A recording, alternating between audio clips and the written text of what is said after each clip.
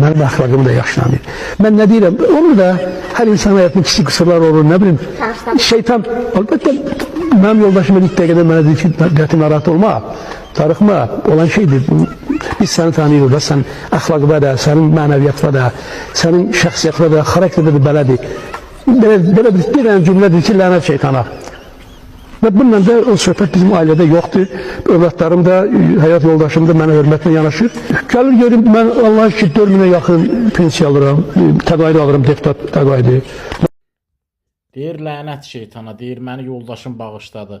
Sən alimsən, sən məmursan, sən ziyalısan, cəmaat sənə arxayındır. Sən orada qızın dalına əl çəksən, getsən desən yoldaşım məni bağışladı. Sən yoldaşı aid deyirsən, sən həm də bu cəmiyyətin, ictimaiyyətin bir üzvüsən.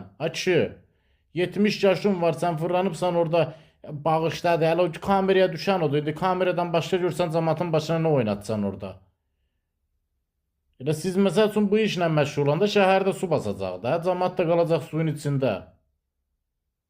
Sən qızın dalına əl çəkmək üçün deyirsən, sən bu şəhərin baş planını hazırlamalısan, real şəkildə bu işlər görülməlidir, tamamlanmalıdır ki, cəmaat əziyyət çəkməsin. Sən düşün, başqa işlə, sən başqa işlə, Allah şeytana nəhlət eləsin.